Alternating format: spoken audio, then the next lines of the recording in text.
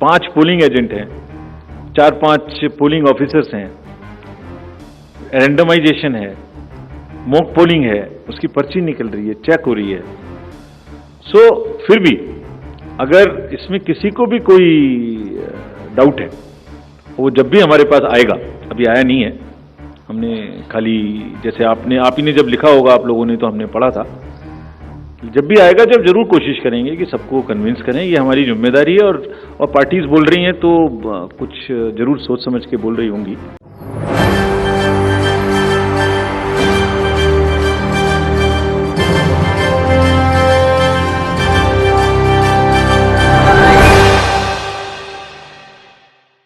EVM यानी कि electronic voting machine और ईवीएम को लेकर जो विवाद छिड़ा हुआ है, क्या ये विवाद सुलझ जाएगा? क्या ईवीएम को लेकर जो लड़ाई सत्ता पक्ष और विपक्ष में है, क्या ये सुलझ जाएगी? ये कह पाना बहुत मुश्किल है, लेकिन हाँ, अब दर्शकों को बता दें कि ईवीएम को लेकर ये कहा जा रहा है कि 2024 के लोकसभा चुनाव से पहले ईवीएम बंद हो जाना चाहिए। समझिएगा, अगर 2024 के लोकसभा चुनाव से पहले ईवीएम बंद हो जाता है तो किसको किसको बड़ा नुकसान होगा, और ईवीएम में अगर गड़बड़ी है तो चुनाव आयोग क्या इस बात को मान रहा है? दरअसल अभी तक के जो चुनाव हुए हैं, चाहे गुजरात के विधानसभा चुनाव का जिक्र कर लें, हिमाचल के विधानसभा का जिक्र कर लें, दिल्ली का एमसीडी जिक्र कर लें, उत्तर प्रदेश में कई सीटों पर उपचुनाव हुए उनका जिक्र कर लें, तमाम चुनावों में देखने को मिला कि विपक्ष के पास एक ही मुद्दा था और विपक्ष ने इन्हीं मुद्दों को उठाया। वो मुद्दा कोई और नहीं बल्कि ईवीएम का था। ईवीएम यानी कि हम बात ही कर रहे हैं इलेक्ट्रॉनिक वोटिंग मशीन। तो सीधे सीधे तौर पर अपने दर्शकों को बताएं कि ईवीएम को लेकर जो लड़ाई चल रही है, हालांकि चुनाव आयोग ये कह रहा है कि ईवीएम में गड़बड़ी पाई गई है, इसमें कोई दो राय नहीं है। विपक्ष ने हमें सबूत दिखाए, इसमें भी कोई दो राय नहीं है। हाँ, ईवीएम से चुनाव नहीं रोका जा सकता क्योंकि ऐसी अभी पॉलिसी नहीं बनाई गई है। तो विपक्ष तो यही कह रहा है कि ईवीएम से चुनाव इसलिए नहीं बैन हो सकता या इसलिए बंद नहीं करवाया जा सकता क्योंकि ईवीएम और बीजेपी के बीच साठगांठ चल रही है। जाहिर तौर पर ईवीएम और बीजेपी के बीच अगर साठगांठ चल रही है तो विपक्ष जो कह रहा है, क्या वो वाकई 100% सही है कि बीजेपी आज तमाम सरकारी एजेंसियों का इस्तेमाल कर रही केवल और केवल अपने फायदे के लिए?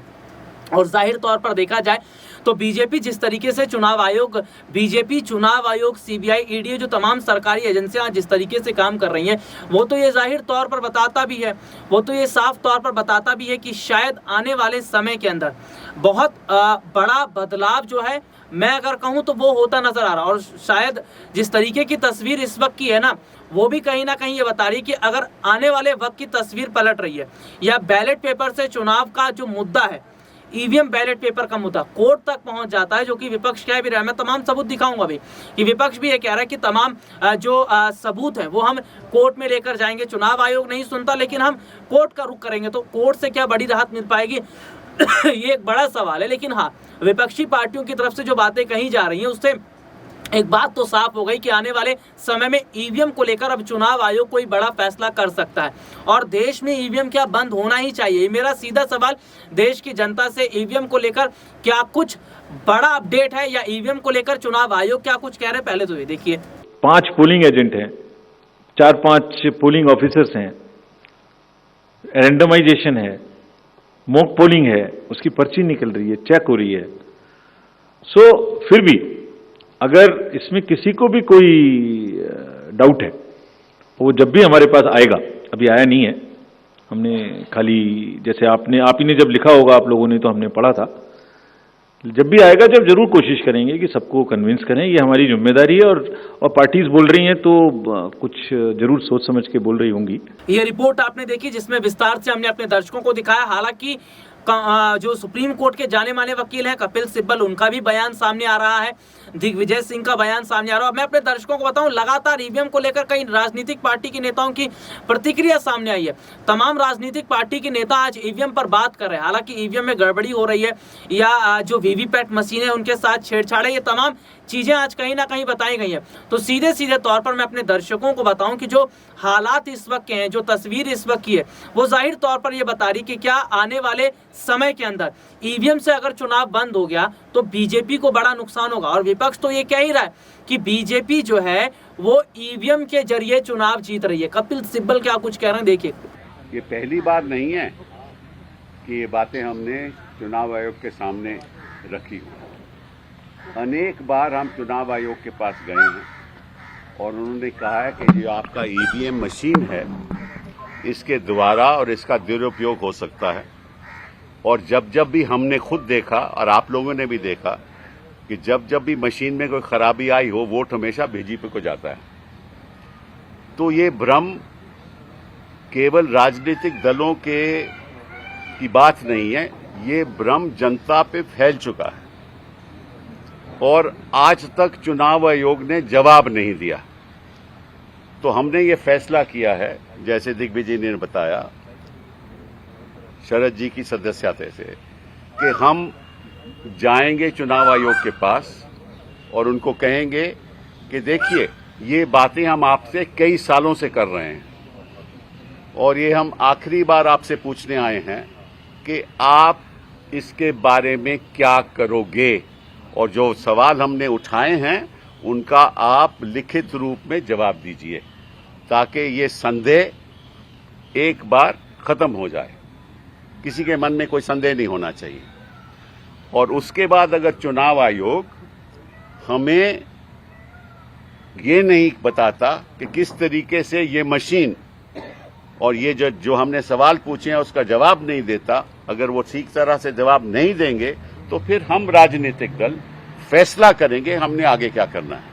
ये रिपोर्ट आपने देखी जिसमें विस्तार से हमने अपने दर्शकों को दिखाया। हालांकि एक रिपोर्ट और मैं अपने दर्शकों को दिखाऊंगा, वो रिपोर्ट दिग्विजय सिंह से जुड़ी हुई है। कांग्रेस पार्टी के वरिष्ठ नेता हैं और ईवीएम को लेकर भी वो भी चर्चा कर रहे हैं। वो रिपोर्ट थोड़ी देर में दिखाऊंगा, लेकिन सबसे पहले ये देखिएगा कि ये देखा जा रहा है कि जो सरकारी एजेंसियां क्या वाकई आज बीजेपी के इशारों पर काम कर रही हैं। क्योंकि समझिएगा कि अभी तक जितने भी छापे पड़े वो विपक्ष पर पड़े हैं, सत्ता पक्ष के किसी नेता और मंत्री पर कोई छापा पड़ा है नहीं पड़ा। बृजभूषण शरण सिंह का ही मैं जिक्र कर लूं, बीजेपी के सांसद हैं बृजभूषण शरण सिंह, और अभी तक आप खुद देखिए कि उन पर एक कार्रवाई नहीं होती है। बीजेपी उन्हें पार्टी से बाहर का रास्ता नहीं निकालती, उनकी संसद की सदस्यता रद्द नहीं की जाती। राहुल गांधी की संसद की सदस्यता बहुत आसानी से रद्द करवा दी गई, राहुल गांधी की संसद की सदस्यता बहुत आसानी से छीन ली गई। लेकिन अभी की जो तस्वीर है वो ये जाहिर तौर पर बता रही है कि आज बृजभूषण शरण सिंह की संसद की सदस्यता छीनने की बात तो वो नहीं होता नजर आ रहा। तो फिलहाल मौजूदा समय के अंदर जो तस्वीर है, फिलहाल मौजूदा समय के अंदर जो हालात है,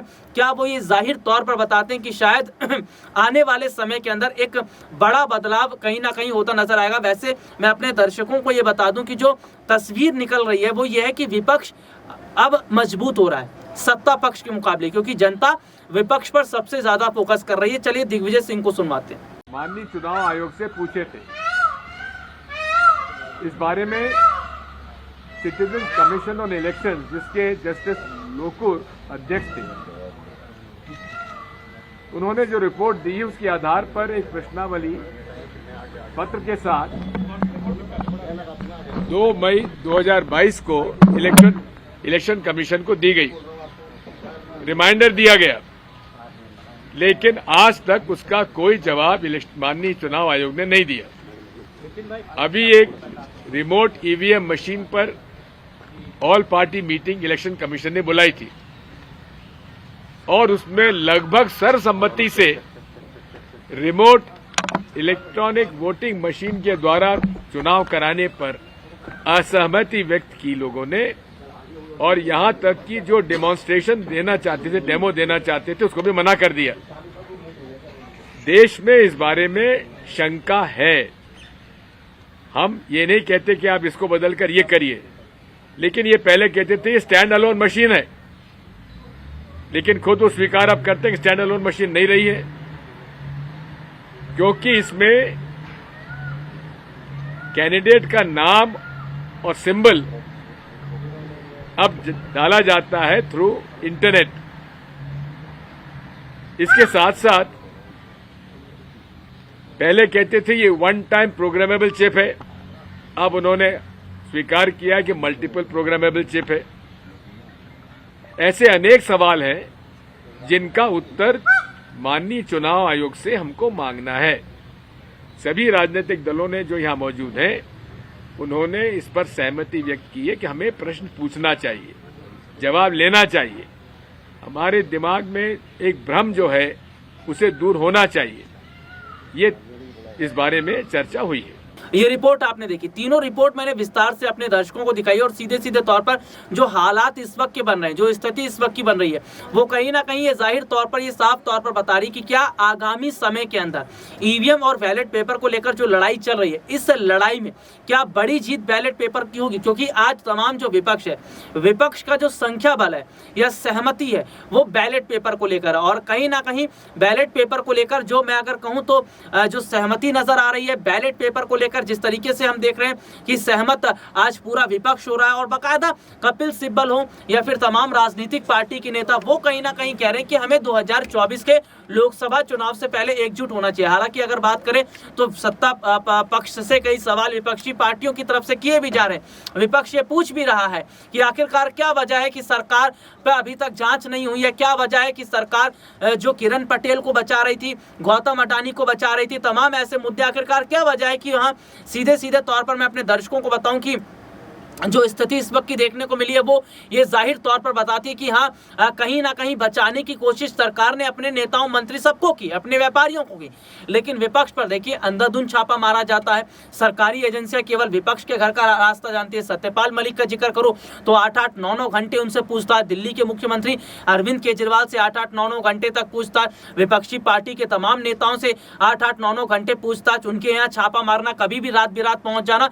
तो ये आज विपक्ष जो है वो ये कह रहा है क्या लोकतंत्र वाकई खतरे में नहीं है।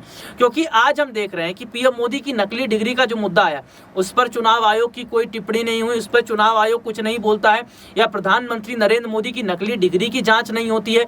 यहाँ पर यह भी देखिएगा कि ईवीएम का मुद्दा आज का नहीं है, ये कई वर्षों से चला आ रहा है, और ये तो कहा जा रहा है विपक्ष की तरफ से कि ईवीएम की जांच होनी चाहिए, ईवीएम जैसा मुद्दा कहीं ना कहीं उठना चाहिए। लेकिन कहीं ना कहीं अगर मैं बात कर रहा हूं तो सीधे तौर पर देखा जा रहा है कि शायद आने वाले वक्त की जो तस्वीर है वो ये जरूर बता रही है कि ईवीएम और बैलेट पेपर की इस लड़ाई में एक बड़ा जो फायदा है वो विपक्ष को मिल रहा है, क्योंकि विपक्ष तो एकजुट है। लेकिन आज अगर देश लोकतंत्र में अगर बात करूं जो खतरे में है या सरकार से जुड़े मुद्दों को नहीं उठाया जा रहा, तो ये तो वही वाली बात हो गई कि तानाशाही सरकार दिखा रही है। और अगर सरकार तानाशाही दिखा रही है तो ये समझिएगा कि 2024 के बाद अगर मान लीजिए 24 में बीजेपी चुनाव जीत गई, तब तो राजतंत्र की व्यवस्था कायम हो जाएगी। आपको क्या लगता है, ईवीएम से चुनाव बंद होना चाहिए, बैलेट पेपर से शुरू होना चाहिए, या वाकई देश में लोकतंत्र आज खतरे में है और विपक्ष और जनता को साथ आना चाहिए? आज के लिए इतना ही, आपसे फिर दोबारा मुलाकात होगी, तब तक के लिए इजाजत दीजिए, नमस्कार।